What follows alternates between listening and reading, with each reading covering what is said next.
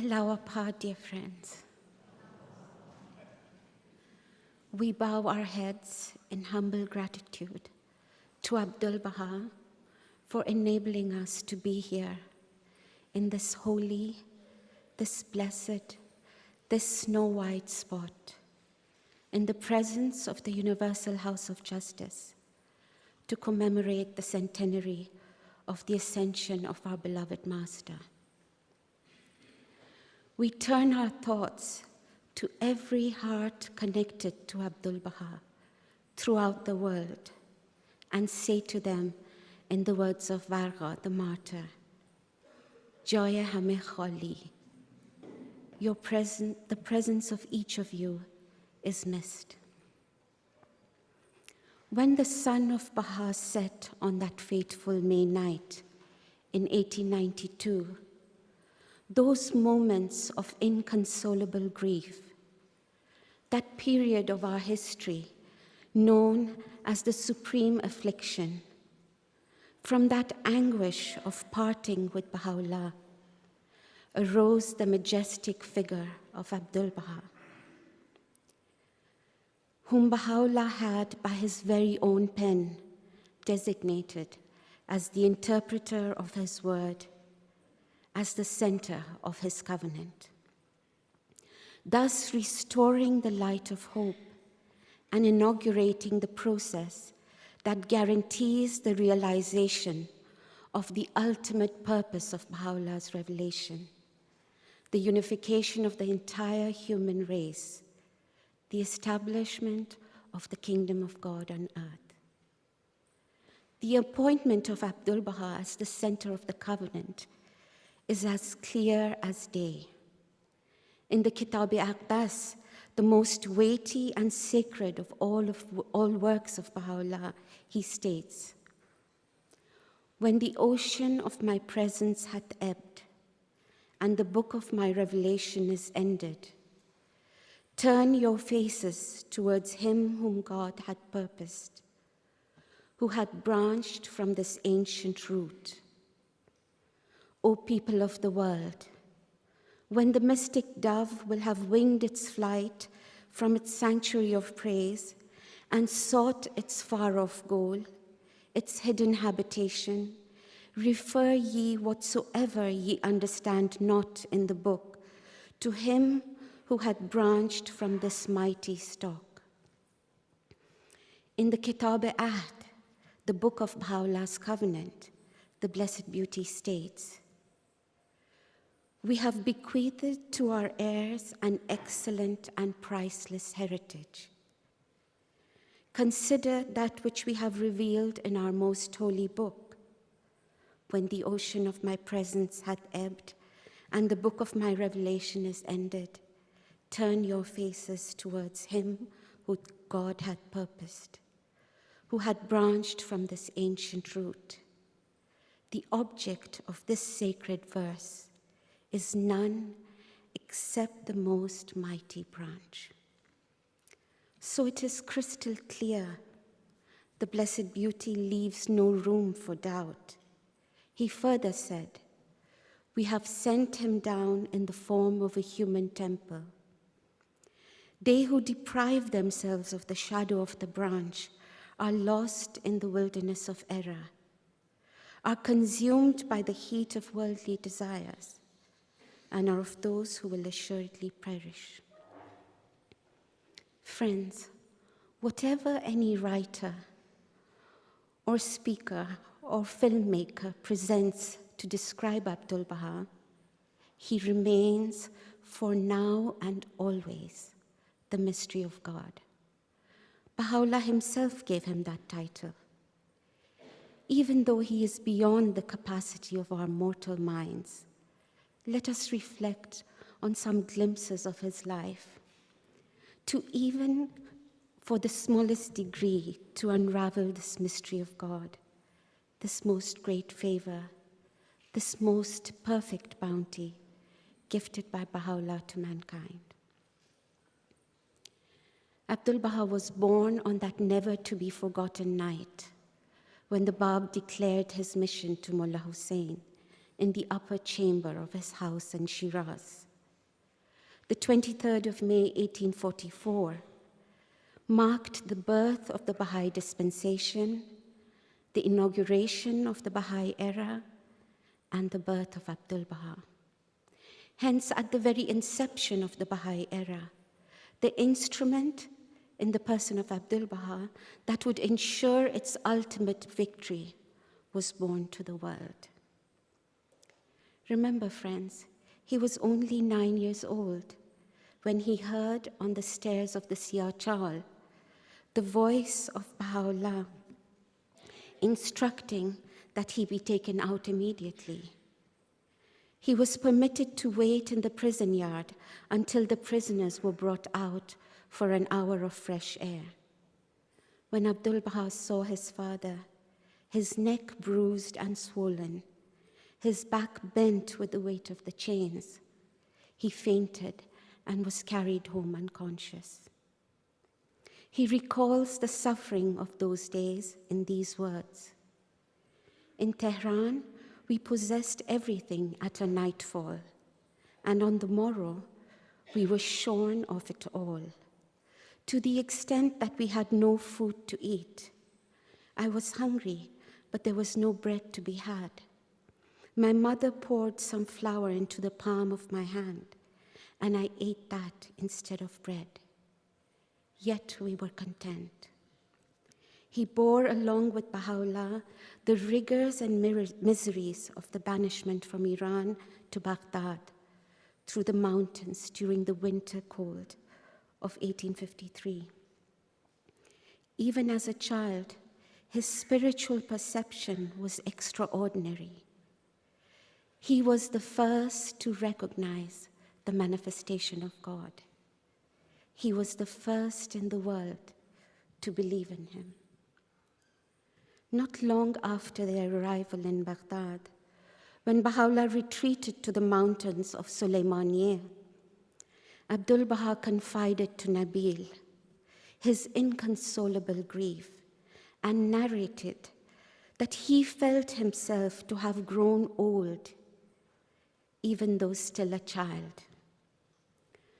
While still an adolescent in Baghdad, Abdu'l-Bahá wrote an illuminating commentary on the well-known Islamic tradition, winning the admiration of its recipient. Those who attained the presence of Baha'u'llah found in his eldest son attributes and qualities which evoked high praise and admiration. He started to transcribe the tablets of Baha'u'llah while still in his early teens, and this continued until the end of Baha'u'llah's ministry.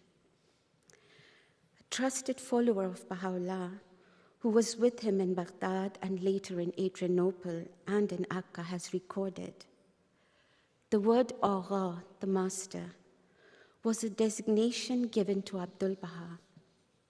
I recall that one day when Baha'u'llah was in the garden outside the city of Baghdad, someone referred to certain individuals as Agha. On hearing this, Baha'u'llah was heard to say with a commanding voice, 'Who is this Agha? There is only one Agha, and he is the most great branch.' Baha'u'llah repeated this again on another occasion in the Garden of Rizwan in Akka.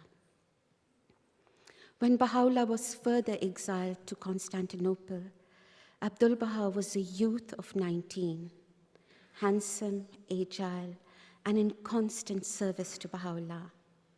By the time he was 24, Baha'u'llah began to rely more and more on his beloved son by appointing him on numerous occasions as his deputy, by assigning him the task of transcribing his tablets, by giving him the responsibility of shielding him from his enemies, and by investing him with the task of watching over the needs of the fellow exiles.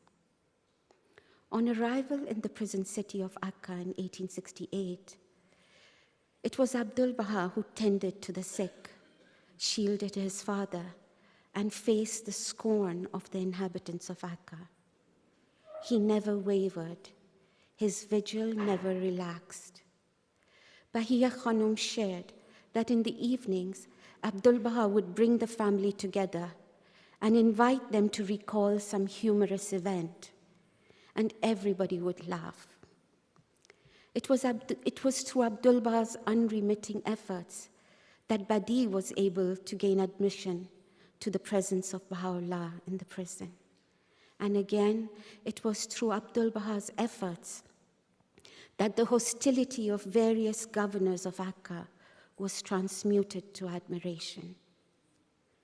When Baha'u'llah was released from the 9-year confinement in Akka, Abdu'l-Bahá was instrumental in ensuring that Baha'u'llah spent the last years of his earthly life in relative peace.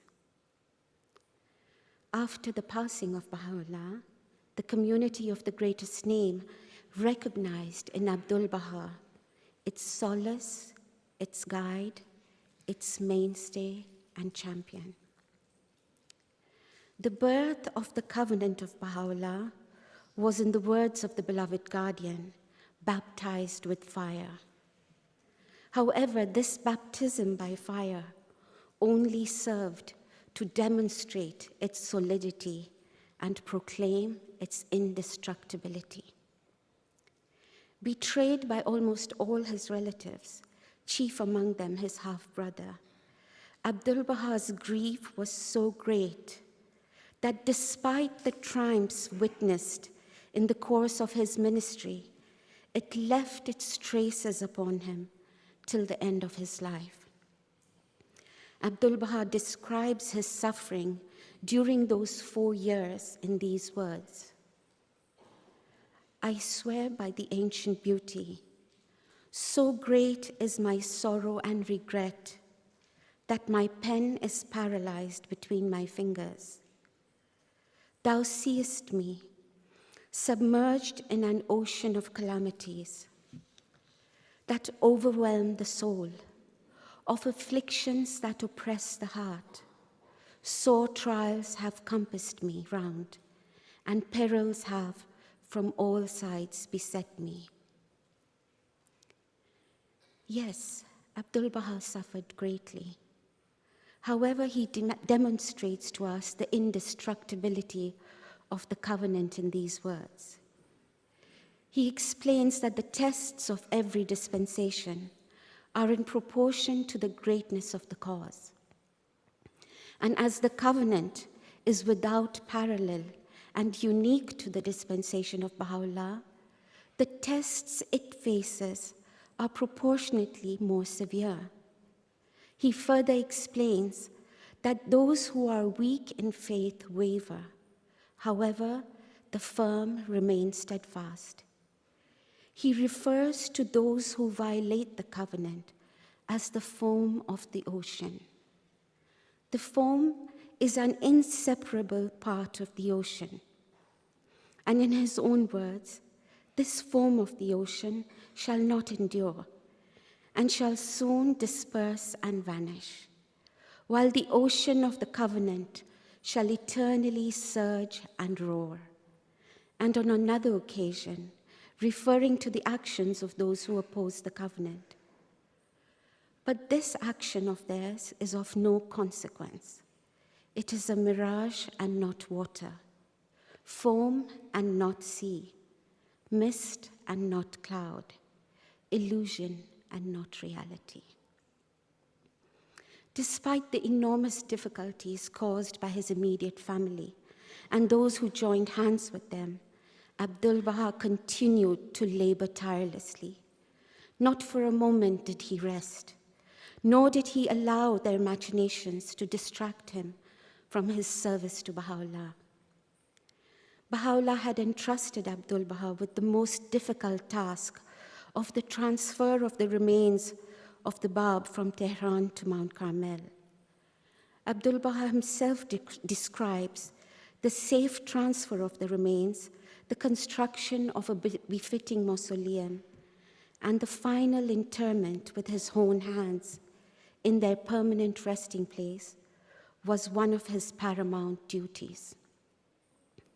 We know the story of how he overcame the challenges to purchase the piece of land that would serve as an access route to the site. At one point of the negotiations, there seemed to be no solution. Abdu'l-Bahá said, "One night, I was so hemmed in by my anxieties that I had no other recourse than to recite and repeat over and over again a prayer of the Bab which I had in my possession, the recital of which greatly calmed me." He later spoke of what eventuated. The next morning, the owner of the plot himself came to me, apologized, and begged me to purchase that property.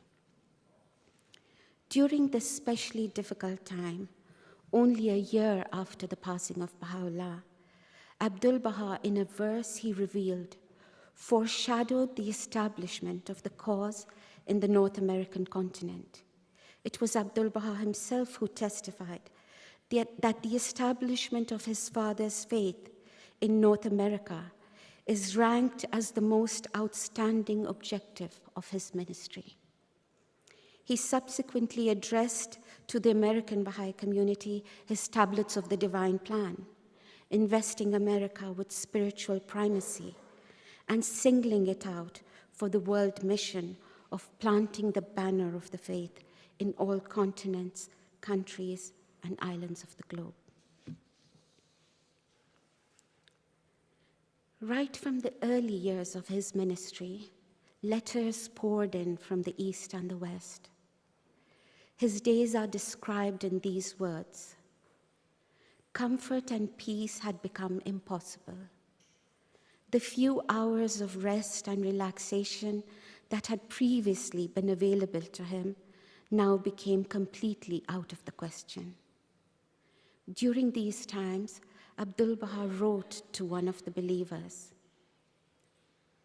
"It is dawn, and the fingertips, the eyes, the back, the knees, and arms, even every strand of hair, are so exhausted and weary as to be beyond description.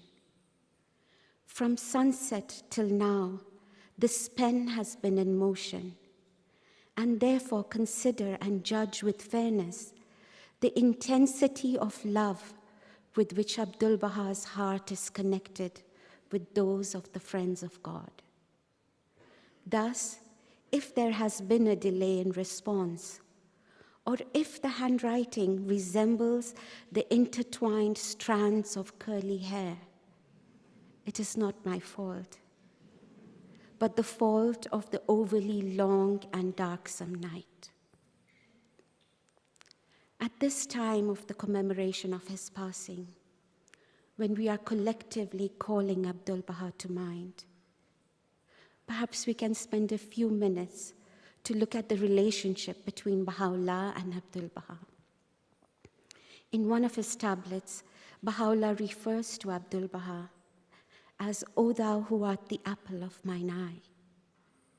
In a prayer revealed in Abdu'l-Bahā's honor, Baha'u'llah supplicates, "Thou knowest, O my God, that I desire for him not except that which thou dost desire, and have chosen for him no purpose save that which thou hast intended for him. Render him victorious, therefore, through thy hosts of earth and heaven."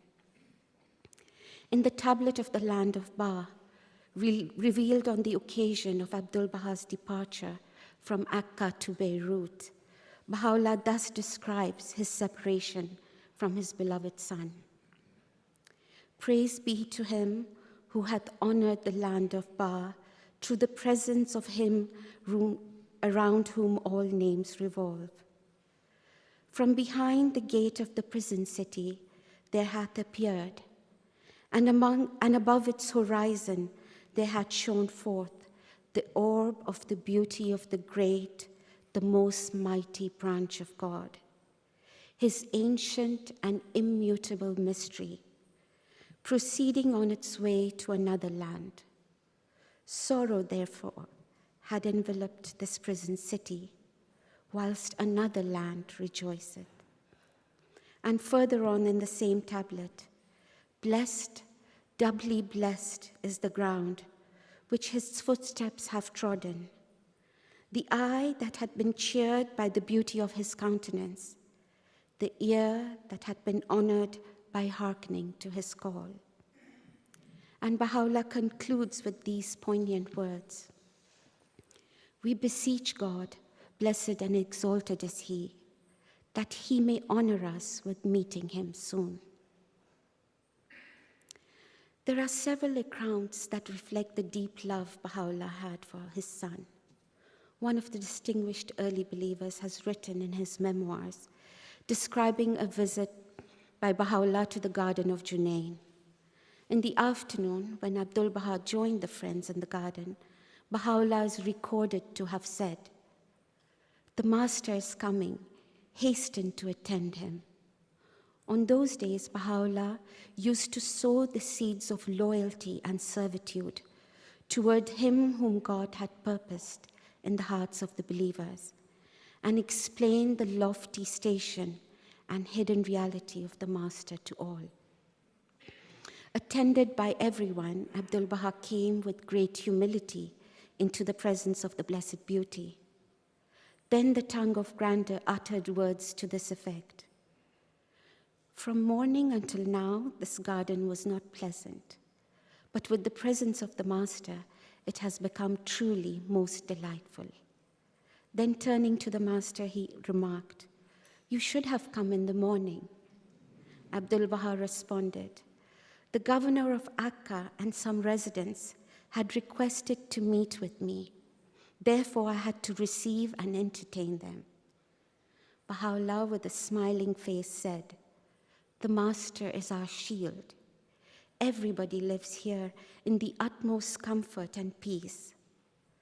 Association with the outside people as these is very, very difficult. It is the Master who stands up to everything and prepares the means of comfort for all the friends. May God protect him from the evil of the envious and the hostile." We recognize that the most great characteristic of Baha'u'llah's revelation is the appointment of the center of the covenant. In order to ensure the continued progress of the cause of God, after his ascension, Baha'u'llah ordained the instrument of the covenant and invested it with indisputable authority. Abdu'l-Bahá describes the power of the covenant as the pivot of the oneness of mankind, as the heat of the sun that promotes the development of all created things, and that it shall heat every freezing soul, that the light of the covenant is the educator of the minds, the spirits, the hearts, and the souls of men, and shall bestow light upon everything that is dark. That one who resolutely promulgated the covenant, should he be as insignificant as an ant, would be able to drive away the elephant from the arena. Friends, how difficult it is for us to understand Abdu'l-Bahá, the center of his covenant, this mystery of God. However, at this moment, when the House of Justice has brought us together to reflect on Abdu'l-Bahá, it is helpful for us to look at the words of the beloved guardian. He affirms in the Kitab al-Aqdas, the Kitab al-Ahd, and the Surah of Qusd that these invest Abdu'l-Bahá with a power and surround him with a halo which the present generation can never adequately appreciate. He goes on to state, he is and should for all time be regarded, first and foremost, as the center and pivot of Baha'u'llah's peerless and all-enfolding covenant.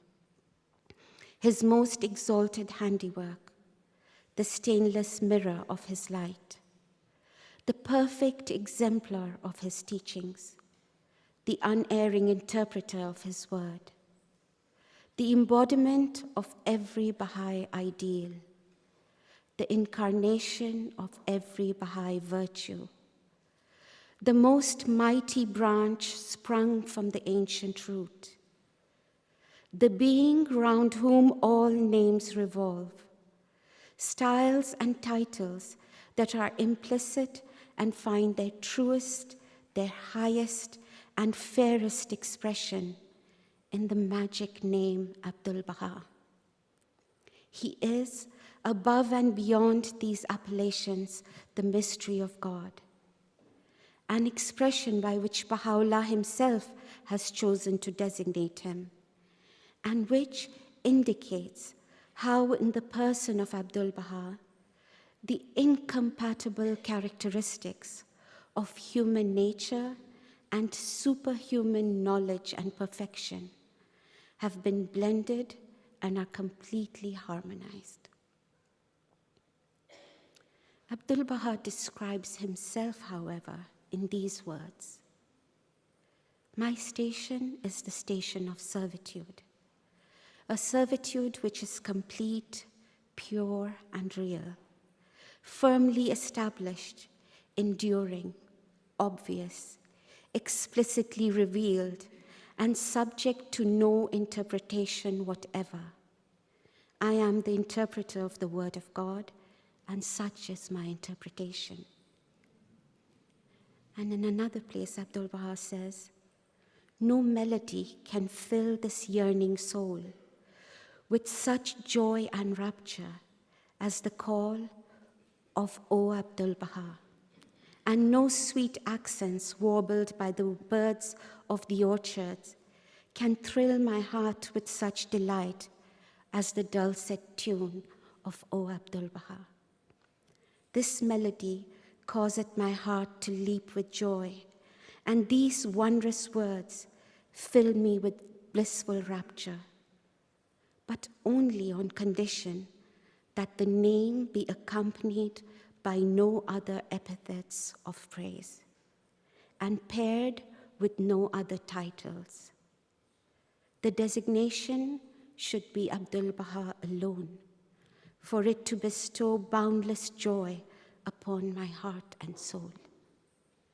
This is my qualification and my station. This is my title and my glory. And this indeed is my highest aspiration throughout eternity." It is clear to us that we cannot separate the person of Abdu'l-Bahá from his servitude to Baha'u'llah. Abdu'l-Bahá exemplified his revelation.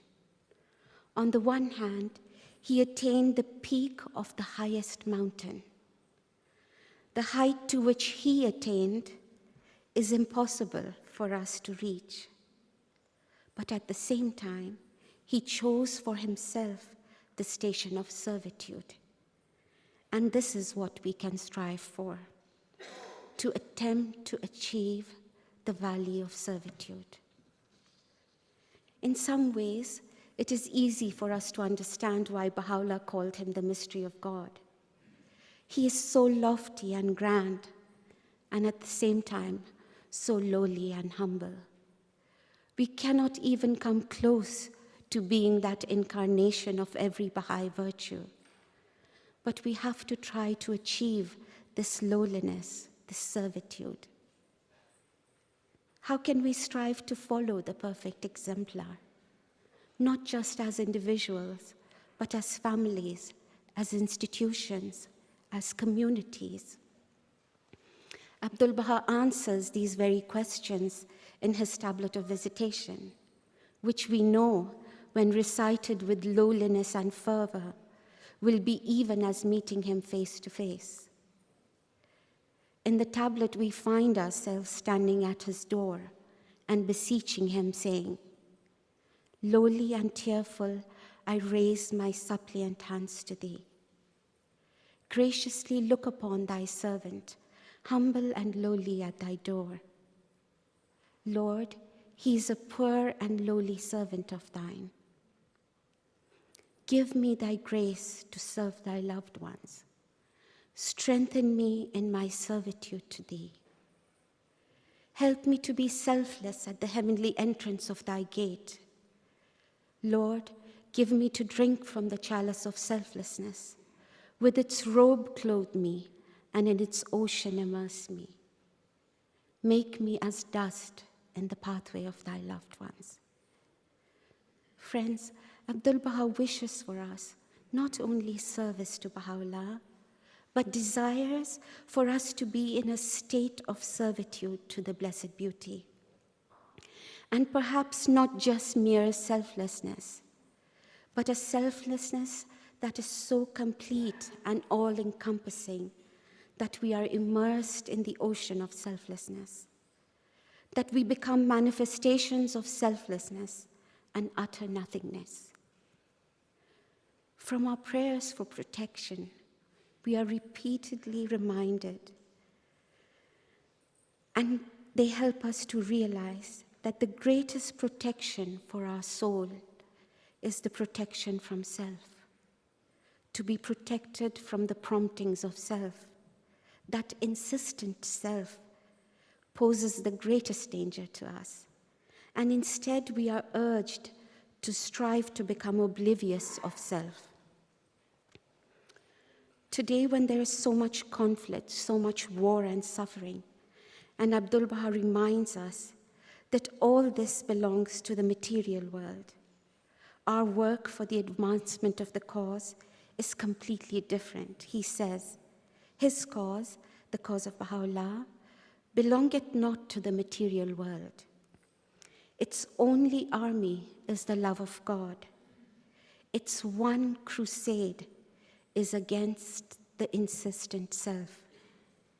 Its victory is to submit and yield, and to be selfless is its everlasting glory.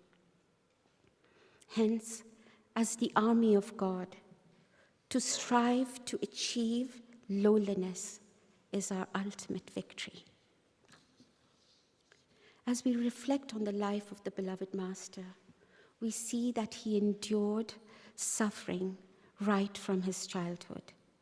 He turns to us with these words, O thou who art steadfast in the covenant, now ye as well must certainly become my partners in some slight degree and accept your share of tests and sorrows. But these episodes shall pass away, while that abiding glory and eternal life shall remain unchanged forever. Moreover, these afflictions shall be the cause of great advancement. As we try to follow our perfect exemplar, even to the slightest degree, Abdu'l-Bahá tells us that with a look he granted 100,000 hopes. With a glance he healeth 100,000 incurable ills. With a nod he layeth balm on every wound. With a glimpse he freeth the hearts from the shackles of grief. Another worthy response to the covenant is our unshakable pledge to strive for steadfastness and firmness in the covenant. Over and over again in our writings, we are urged to increase our firmness in the covenant, and we know that it is a requirement of our soul that we pray for steadfastness until our very last breath. Baha'u'llah asks us, hast thou not heard that steadfastness is the prime requisite of the mystic path and the means for admittance in his holy court?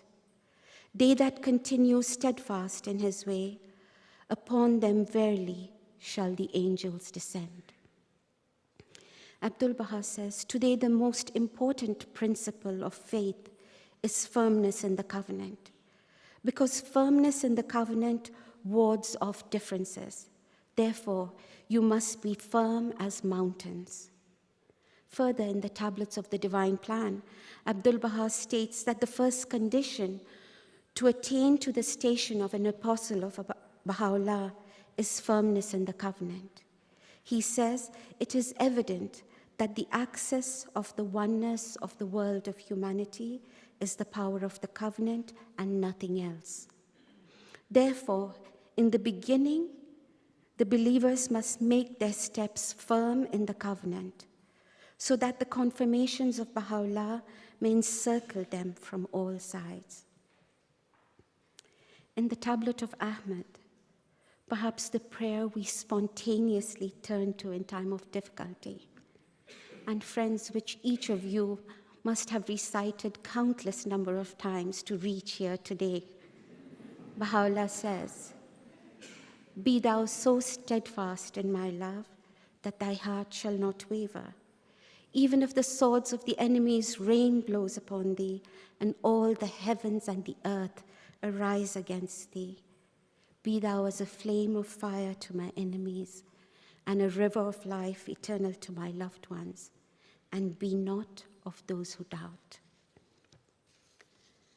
When we reflect on what it means to be a flame of fire to our enemies, as we are only human, friends, our instinctive response is to think of fire as a destructive force.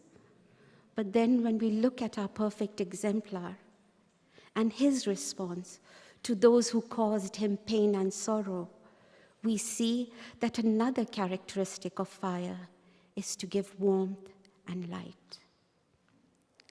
Friends, during these precious days, as we commemorate this centenary of the ascension of our beloved Master, beloved in a unique and special way to each one of us assembled here, we express our firmness to the covenant and our unquestioned loyalty and absolute obedience to the infallible institutions of the guardianship and the universal house of justice, which lie at the heart of the covenant, brought into being by Baha'u'llah's own pen and perpetuated through the administrative order, from now until the expiration of 1,000 years. Baha'u'llah ordained the institution of the Universal House of Justice in the Kitab-e-Aqdas and conferred upon it the powers necessary for it to discharge its ordained functions. The Master, in his will and testament, explicitly institutes the guardianship and reaffirms and elucidates the authority of the Universal House of Justice, and refers to the believers once again to the book. Unto the most holy book everyone must turn, and all that is not expressly recorded therein must be referred to the Universal House of Justice. And at the very end of the will, he says, all must seek guidance and turn unto the center of the cause and the house of justice. And he that turneth unto whatsoever else is indeed in grievous error. Furthermore, Abdu'l-Bahá is reported to have said in a talk, he, Baha'u'llah, has ordained and established the house of justice.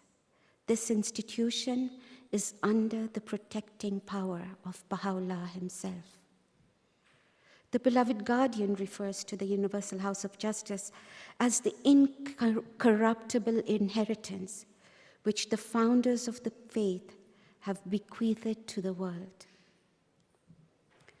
When we reflect on the head of the faith and think of those early believers who attained the presence of the Bab, Baha'u'llah, or Abdu'l-Bahá, one of the things they have in common is that they responded instantly to the guidance of the head of the faith. How do we learn to respond as instantly and spontaneously today to the Universal House of Justice? How do we strive to apply the infallible guidance of the House of Justice to the ills and sufferings of mankind? How can every child, junior youth, and family benefit from the guidance that flows from the Supreme Body? In conclusion, friends, those of us present here, teachers of the cause and administrators, each of us a guest of the Universal House of Justice, What an inestimable privilege it is to be present here on the holy mountain, in such close proximity to the two holiest shrines. How do we absorb this priceless gift? How do we take the spirit of the beloved Master back to our villages and cities? The beloved guardian reminds us that Abdu'l-Bahá suffered for no less than 70 years. He describes his suffering in these words: "He had suffered as no disciple of the faith who had drained the cup of martyrdom had suffered. He had labored as none of its greatest heroes had labored. He had witnessed triumphs such as neither the herald of the faith nor its author had ever witnessed." Abdu'l-Bahá, in the last months of his earthly life, said to us, "O ye beloved of God, these are the days for steadfastness, for firmness and perseverance in the cause of God. The friends of God must arise with such steadfastness that if at any moment 100 souls like Abdu'l-Bahá become the target for the arrows of affliction, they will not shift or waver in their resolve, their determination, their enkindlement, their devotion and service to the cause of God. O ye lovers of God, this verily is my last wish and my admonition unto you." Closer to the time of his passing, he said, "Friends, the time is coming when I shall no longer be with you. I have done all that could be done. I have served the cause of Baha'u'llah to the utmost of my ability. I have labored night and day all the years of my life. Oh, how I long to see the believers shouldering the responsibility of the cause. My days are numbered, and save this, there remains none other joy for me." What responsibilities of the cause can each of us shoulder? How can we conscientiously persevere in our service to his cause? How can we tirelessly serve Baha'u'llah as Abdu'l-Bahá did? It is recorded that Abdu'l-Bahá said, "In all our endeavors to serve Baha'u'llah, divine confirmations are wholly dependent on action."